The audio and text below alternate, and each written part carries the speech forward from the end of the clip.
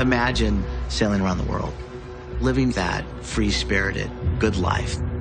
That's what this young entrepreneur did. And then he completely disappeared. His family was very worried. There's only a few emails to explain what's going on. We had learned that his business was sued for stealing clients and money. We thought this is somebody who is willing to step over and cross lines. It is possible that he did get a little scared and needed to escape. This guy thought he was smarter than everyone. He thought he was 10 steps ahead of everyone, and he did not care. But when the truth comes out, it actually is more sinister and diabolical than anyone could believe. I need you to be honest. This is it, right here. What happened in that office?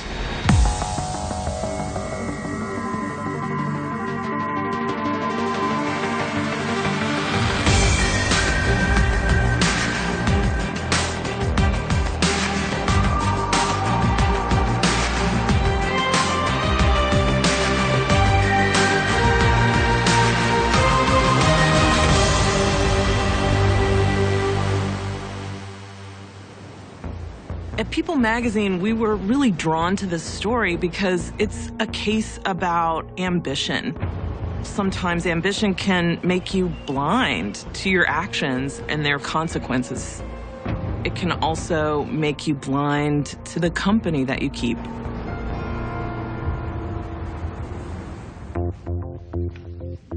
My name is Ray Wirt. I'm a retired Orange County Sheriff's Sergeant. Orange County is a very nice area in the Southern California region. It's known for nice real estate, it's a beach community, and kind of a lower-key lifestyle. But there's a lot of business opportunities to make huge amounts of money. In the late 2000s, the sun, sand, and silicon makes Orange County, California an attractive area for young, ambitious people to relocate. And one in particular is an enterprising young man named Chris Smith. I'm Joe DeLue, private investigator. Chris Smith was a kind, gentle soul, business professional, entrepreneur, in his early 30s, living in Laguna Beach, just surfing and embracing life. While Chris is a recent transplant to Southern California, he's very familiar with the California lifestyle. Chris was raised in Santa Cruz, which is a beach community in Northern California. And as a child, was passionate about anything with water when he was young. Chris and his family did a lot of skiing at Cali Lake. In fact, as he grew up, Chris actually was on the verge of becoming a professional wakeboarder. Unfortunately for Chris, it was an injury that prevented him from continuing on with that sport. But he was dynamic. He was incredibly intelligent and creative. Chris feels most at home in the surf and the sand, and Orange County enables him to combine his love of the surf as well as a lucrative career in the tech industry. I'm Joseph Gray, Chris's former employer at Lead Generation Technologies. While Chris seemed like the laid-back Southern California surfer boy, Chris was intense about trying to achieve success, and he was very accomplished and experienced in the lead generation business. Lead generation is a phrase used in tech. Basically, it's using television, the internet, and technologies to create sales leads that are then sold to companies. Even though he's a young guy, Chris facilitated introductions to a lot of companies that were, very interested in buying leads. By 2009, Chris had outgrown his role at LG Technologies, and so he and a business partner named Shin create a similar company called 800 Exchange. And it proves to be a really winning combination.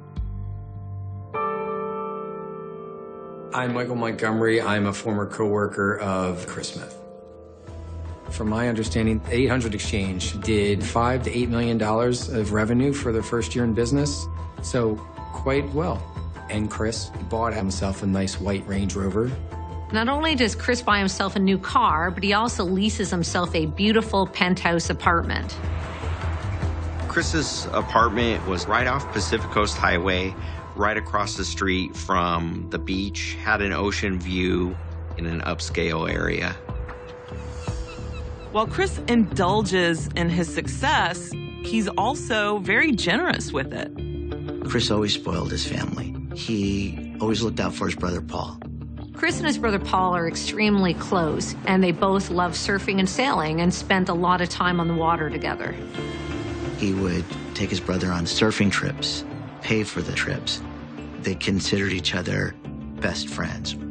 At one point, Chris could see the direction of his company was going, so he wanted to invite Paul into that so he could also experience being successful financially.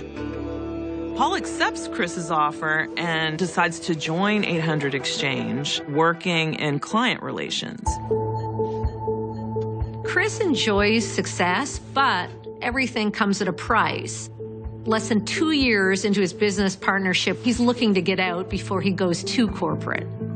Chris resisted corporate America. He wasn't like his business partner, Ed, where he wanted to sport the suits. He was kind of free-spirited. He envisioned working really hard for a period of time and then selling the business and call it sailing off into the sunset, if you will. So in early June of 2010, Chris makes arrangements to sell his share of the business to his partner, Ed, and to use this new windfall to travel and surf the world.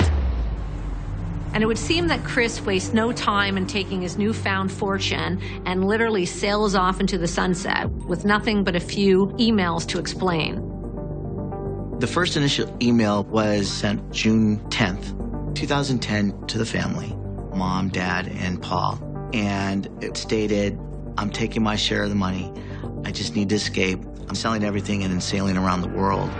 I'm going on this adventure. I'm going to go surfing. And when the time is right, we'll all get together again. Chris's parents, Steve and Debbie, knew that Chris was that free spirit and would change in direction in his life that would be spontaneous. And while this was all of a sudden, they were happy for him. And although this wasn't even mentioned to Paul the week before, Paul knew that Chris had been talking about doing something like this for a while. And so the email wasn't completely surprising. As Chris is traveling to far and exotic locations, he's keeping in touch with his family just through emails.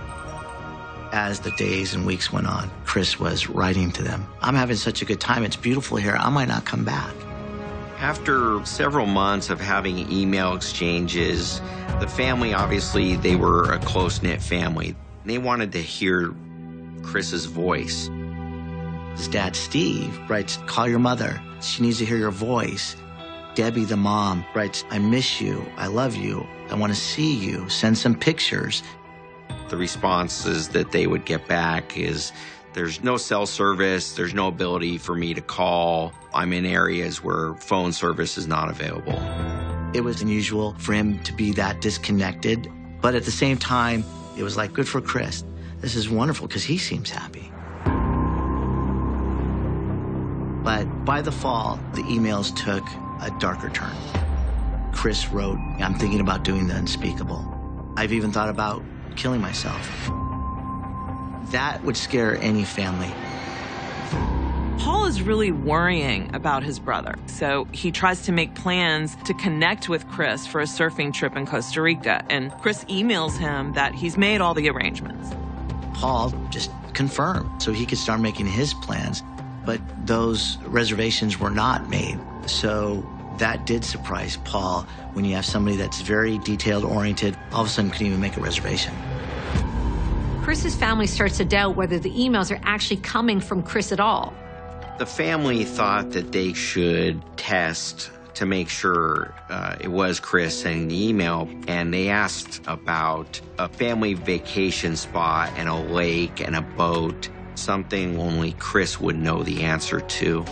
And the answer that they got back was the correct answer. Somewhat relieved, Chris's family reluctantly spends Christmas without him. But then the situation changes.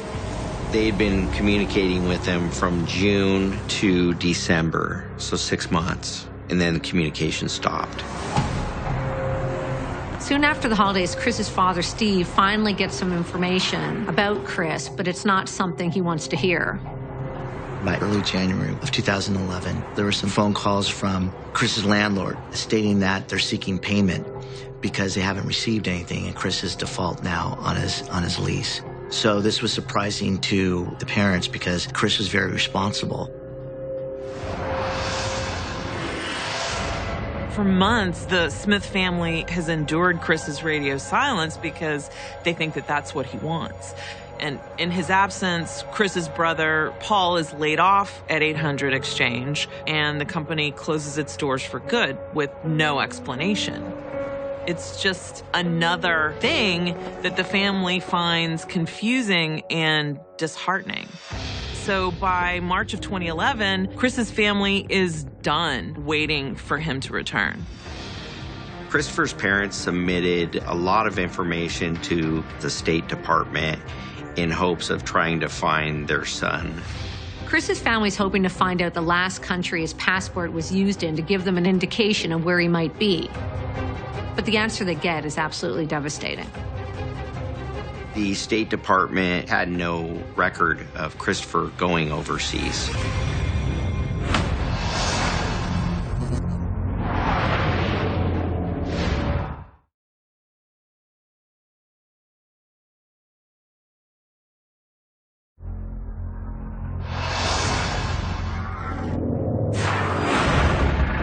Chris Smith has made a lot of money in the Southern California tech industry. It's 2011, and his family thinks he's been on a trip around the world for the last 9 months. But they discover he may never have even left the country. The State Department actually verified through Chris's passport that he had never traveled outside the United States. Something was not right. At that point, the State Department said, I think now would be a good time to file a missing persons report. In April 2011, Chris's father, Steve, files a missing persons report with the Laguna Beach Police Department, where Chris lived before he supposedly set sail on his big adventure. The first step for the Laguna Beach Police is to interview those closest to Chris, trying to establish when he was actually last seen. According to Chris's brother Paul and other employees at 800 Exchange, Chris's business partner Ed Shin was the last person to see Chris. That was at their meeting to sell Chris's part of the business on Friday, June 4th, 2010. This was the only lead that Laguna Beach Police Department had, so they conducted an initial interview with Ed Shin. I'm hoping you can get me the details as to how this all started. My first impressions of Ed Shin and Chris Smith, being business partners, was a little yin and yang, if you will. Ed Shin was a family man. He had a wife and kids. He'd go to church, and he was more of a polished business operator, where Chris Smith was adventurous and was kind of fly by the seat of your pants. But obviously, they were pretty successful as a team. They worked great. I mean, we made a lot of money. During the interview, which was a year later from the time Chris was last seen, Laguna Beach Police asked an assortment of questions about Chris's disappearance. He was always talking about, like, making a bunch of money and taking off with it. Ed tells the investigators he and Chris's business, 800 Exchange, had been involved in lawsuits regarding embezzlement with a competitor and their former employer, LG Technologies. And while those lawsuits had been resolved, the stress of that ordeal had taken a toll on Chris. With the pressure of the lawsuits, pressure of the business, Ed described Chris as having a breakdown. He couldn't handle the stress and needed to escape. And Ed wanted to help. I'll buy you out of your partnership, and we'll talk whatever, $1 million, and you go do whatever you want to do. Go travel the world. Ed Shin was very cooperative and said, to his knowledge, Chris wanted to go overseas, kind of decompress after the separation of the business. We shook hands, hugs, and I said, what are you going to do? He's like, I'm going to take off. Maybe Chris really did want to get away from what had obviously become a stressful situation. Everyone knew that he wanted to retire early, and the lawsuits may have been what pushed him to do so at the age of 32. Grateful for Ed's help, the Laguna PD continue on their search for Chris. Weeks later, the whole case changes when 2 private investigators get involved. Around May of 2011, the property manager for the 800 Exchange office came here inquiring if we're able to do a skip trace or an investigation on locating Ed Shin because he skipped out on their lease agreement and is owed about $40,000. And I asked the property manager, is the office still vacant? And he said, yes. So I said, do you mind if we go in there and look? And he said, sure. So my partner and I were led into the office. There was fresh paint, the carpet was cleaned, and it was in relatively good shape. Everything looked fine, and then we noticed on the door jamb what appeared to be blood and a blood splatter. In fact, the investigators discover blood spatter in multiple locations throughout the office. So first thing my partner did was call Laguna Police Department and advised them that we think we found blood. And so they come down, they swabbed it, sealed it, transferred it down to Newport Beach Crime Lab to be tested for human DNA. While Laguna PD waits for the blood test results, the private investigator does some digging. Chris Smith was mentioned to us by the property manager who hired us to find Ed Shin. But more importantly, we discovered that Laguna Beach was investigating his disappearance as a missing person case. So I found that very interesting, and I decided to contact the family. I reached out to Chris's father, Steve, and he told me the entire family was concerned that something happened to Chris. Not having seen his son in almost a year, Steve shares his concerns with Joe. The ordeal, he says, starts and ends with Chris's emails.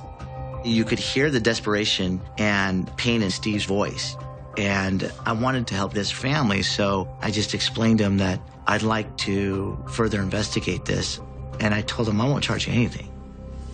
The Smiths give Joe DeLue all the correspondence that they have, and he notices something odd.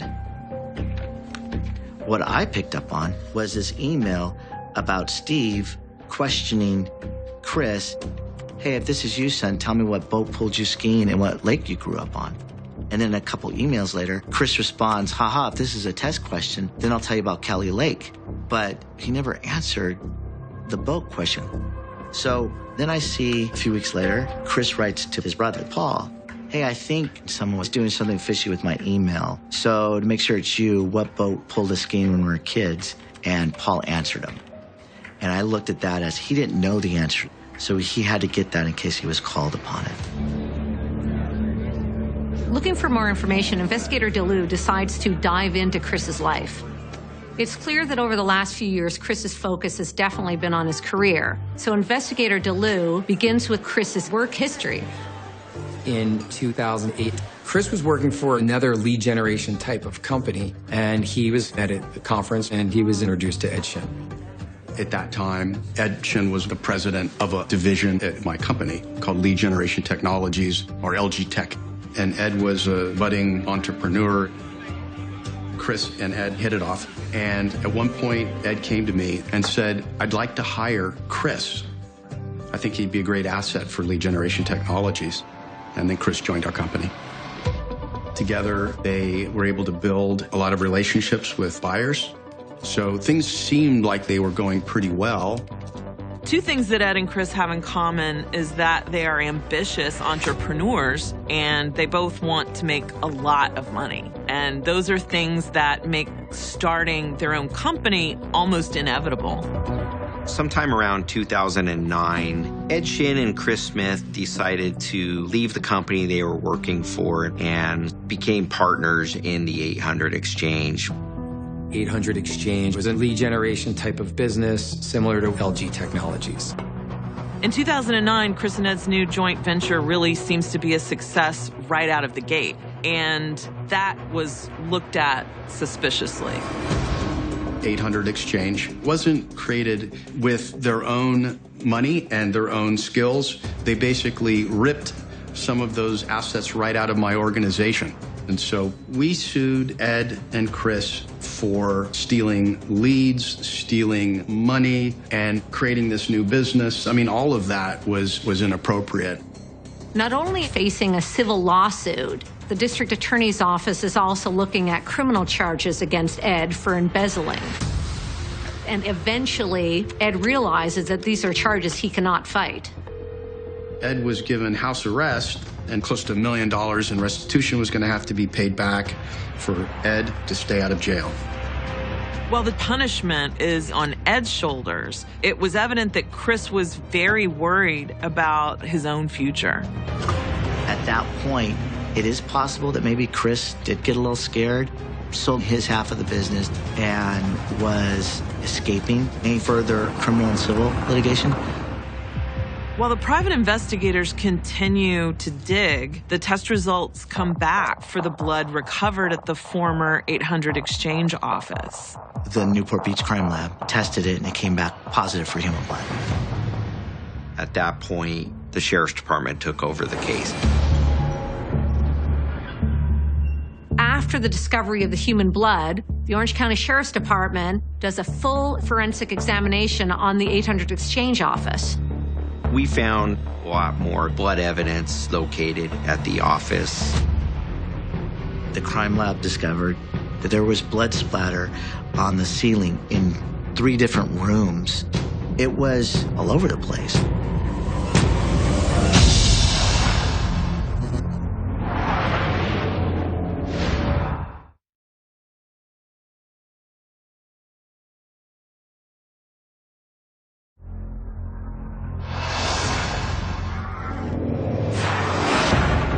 In the summer of 2011, Chris Smith has been missing for close to a year. Investigators have found human blood in his old office in 3 rooms, on the ceiling and on the floor.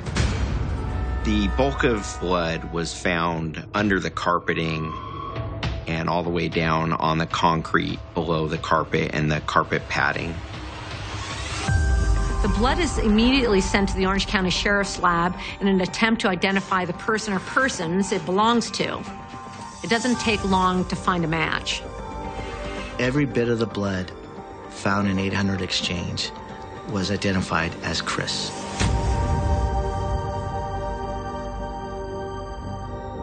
With so much of Chris Smith's blood found in such a concentrated space, investigators are led to a very gruesome conclusion.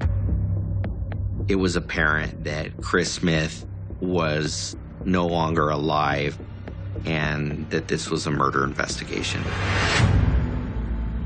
At that point, the family realized their worst nightmare. Chris was never coming back. And realized the eerie thing about that was it couldn't be Chris that sent the emails. There was a different author behind the emails.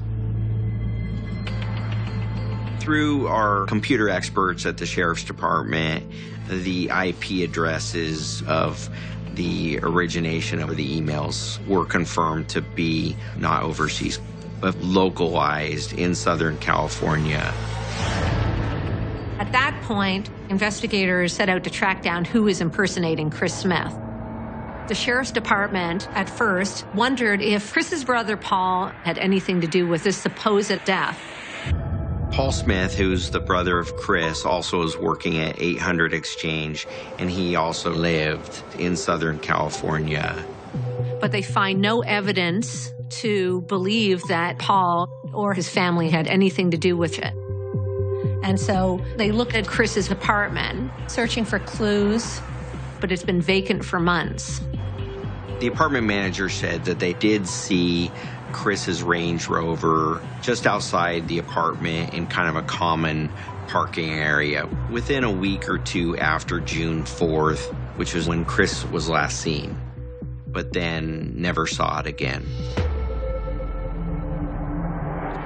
Shortly after that, my partner and I decided to go to Carfax, saw that it was serviced at a dealership up north, and we pulled up that dealership information on the website, and there was Chris's car being advertised as the car of the month. This realization baffles investigators. How on earth did Chris's Range Rover make it 400 miles north to the San Jose area?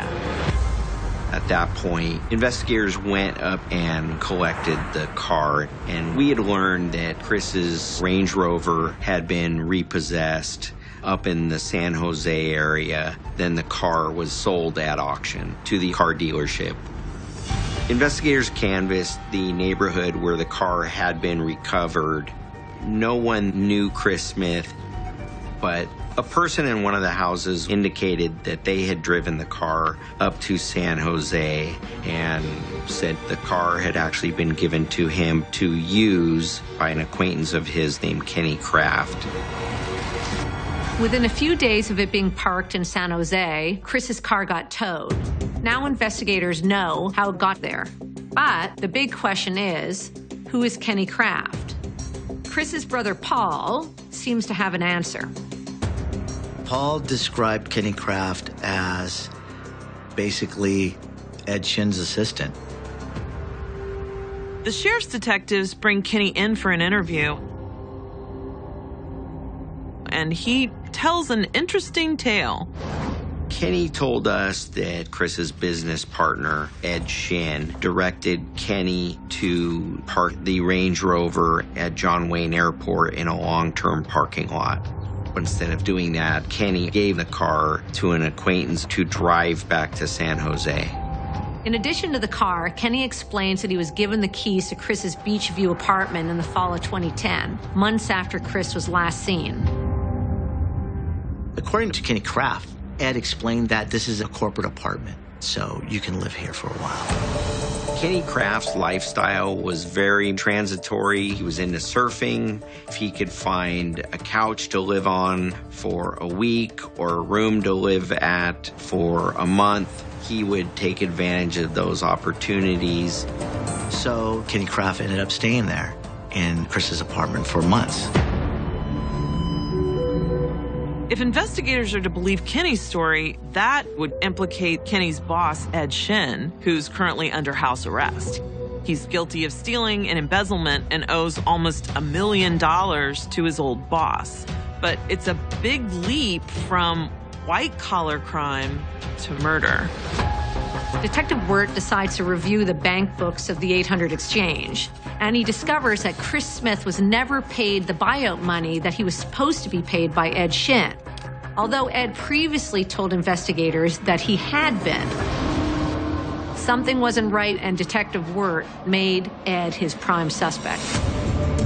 I wanted to conduct surveillance to gather more evidence against Ed Shin, and we conducted extensive physical surveillance from morning to night, and were able to get a pretty good picture of Ed's movements and whereabouts.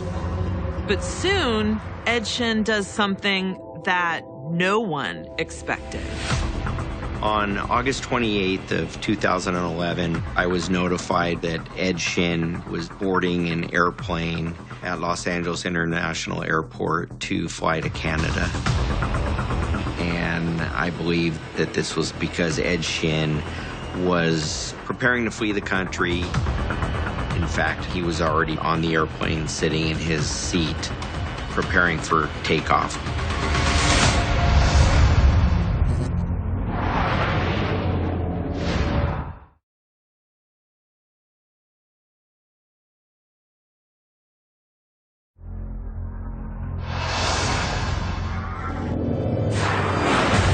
By the summer of 2011, 32-year-old Chris Smith has been missing for more than a year, and he's presumed dead. And it looks like the main suspect in Chris's murder, his business partner Ed Shin, is trying to make a getaway. I decided to arrest Ed Shin at that time because I believed he was preparing to flee the country. In short order, Ed Shin is in handcuffs and sitting in an interview room. The police have arrested him for violating probation on his embezzlement case, a technicality they can use to make him answer some tough questions. All right.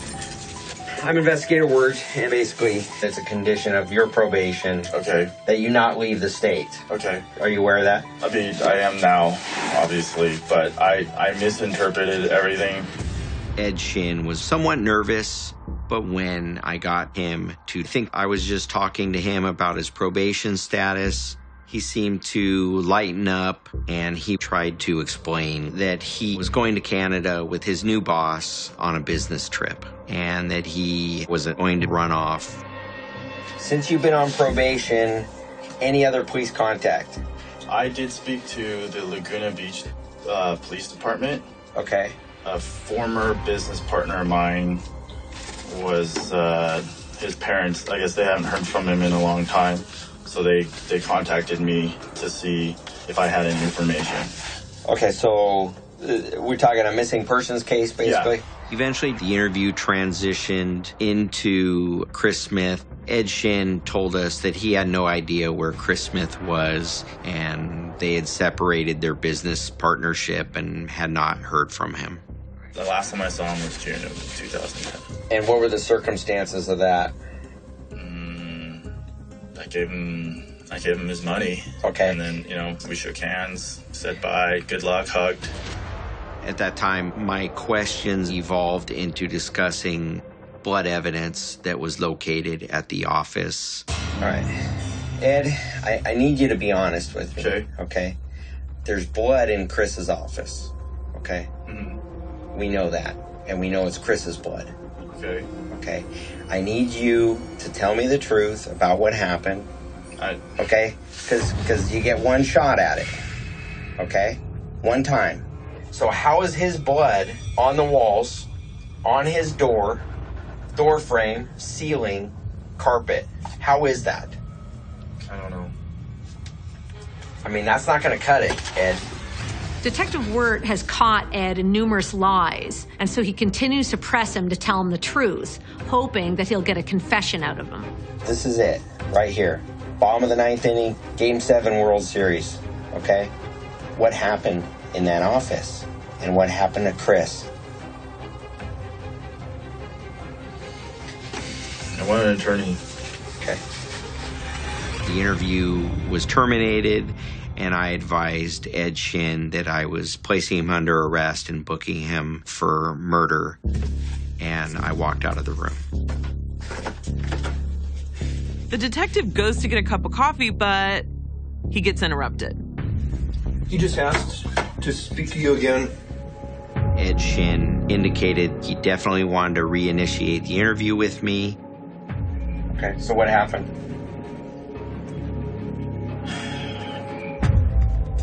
Ed told me the late afternoon of June 4th, 2010.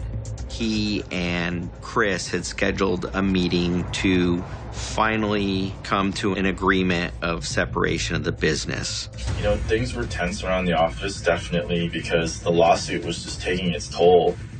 He started yelling at me about everything and then blaming me because he like, if it weren't for you, I would have never been in this lawsuit. Ed said as the conversation progressed, Chris became more confrontational. He got up in my face, and I said, dude, you need to sit down because this is not going to end well. And that's when he grabbed me, and then before I knew it, we were throwing blows. Ed claims that they were struggling and eventually ended up in Chris's office where they jumped on his desk. And we kind of almost like two rams collided on his desk. That's when I think his head hit the desk, the corner of the desk. And then there's just blood everywhere. And he definitely wasn't moving, so at that point I felt like he was probably dead. And I freaked out. Ed tells detectives that after Chris accidentally died, he totally freaks out and ends up calling a friend of his in Las Vegas. There's a guy in Vegas that I know that's a very, very, shady type character. And we talked. He said he would call somebody Ed claimed he had called a gentleman by the name of Johnny Vegas about trying to find someone to clean up the scene. Ed says that Johnny put him in touch with a man whose name Ed didn't know, who spoke with an Eastern European accent. Ed says that he met this man on a street corner, paid him thousands of dollars in cash, and the next day, Chris's body was gone. Did this guy tell you where he put the body so you could at least maybe pay your respects or do something like that? I never spoke to the guy again. Ed said he never was told where the body was. Now, what about the emails to the family and all that? Was that you sending the emails? Just. Finally, more than a year after Chris Smith went missing, authorities have confirmed that it was Ed all along. And understandably, Chris's family is devastated.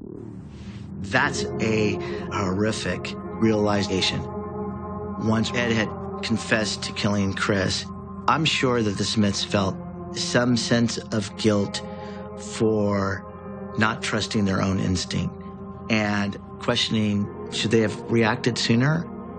But again, you have to remember that they believed that Chris was writing to them. Police charge Ed Shin with murder for financial gain and hold him without bail. Now they need to confirm or disprove his story, and they start with Ed's mysterious helper, Johnny Vegas. Soon after that, we located Johnny Vegas in Nevada, and I flew up and interviewed him the next day.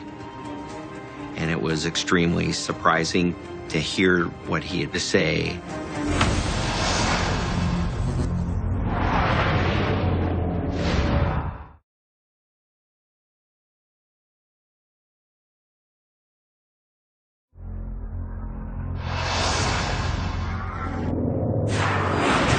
Ed Shin has confessed he witnessed Chris Smith's supposed accidental death. He claims that a guy named Johnny Vegas helped him get rid of Chris's body. And now police are going to discover how much of Ed's confession is actually true. When I asked Johnny Vegas if he'd ever had a discussion with Ed Shin about getting rid of a body or about someone who had been killed, he was shocked at that question and said no such conversation had ever occurred. Johnny Vegas tells detectives that he's a concierge and he works in Las Vegas, helping people have a good time. And Ed Shin, he says, is one of his best clients. Ed Shin was a high roller in Vegas. He liked to be comped extremely luxurious rooms at various hotels, have girls around him. Ed's confession that he hired someone through Johnny Vegas to dispose of Chris Smith's body looks unlikely at best. Then investigators discover something else that doesn't make any sense with his story.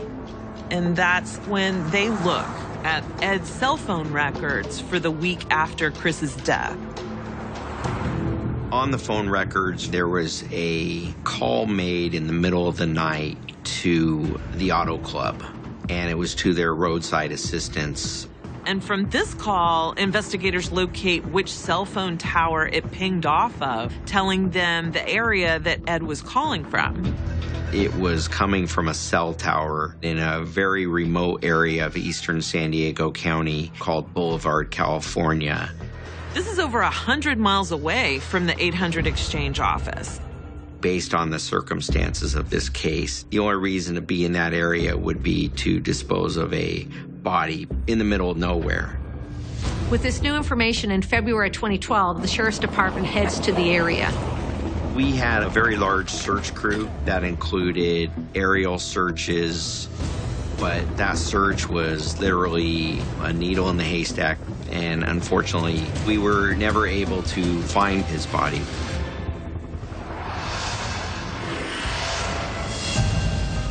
Ed Shin pleads not guilty, and after 6 years, he finally goes to trial in 2018.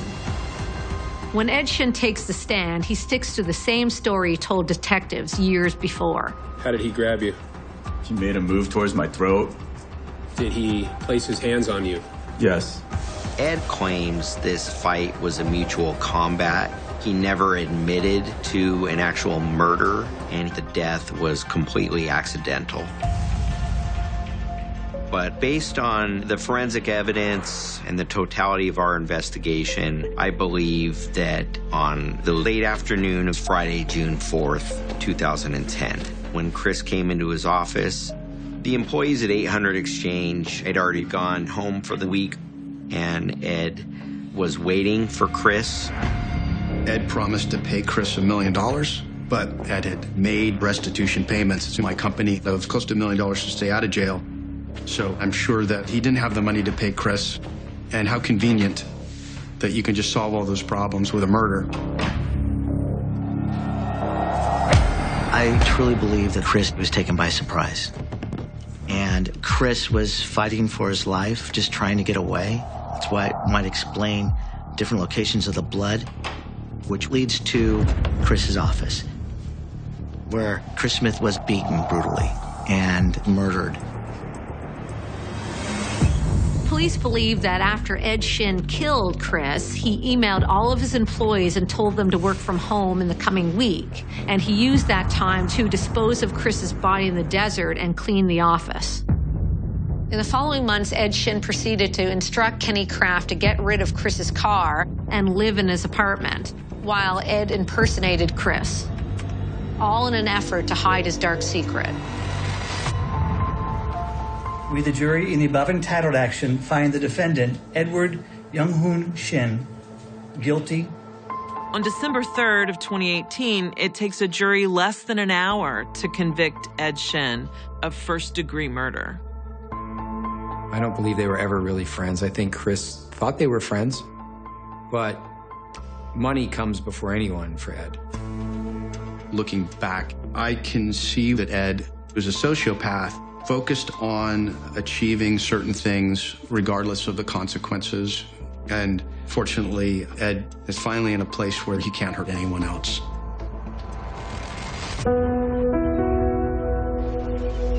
While there's a part of closure for the Smiths in that there was a guilty verdict and that they're at peace now, knowing the truth, they still don't have Chris, and there's still going to always be questions that are unanswered. I believe Ed Shin absolutely knows where Chris's body is, because I believe that Ed put his body where it currently is today. But until Chris's body has been found, this case remains open, and the Sheriff's Department wants to hear from anyone who knows where Chris's body is.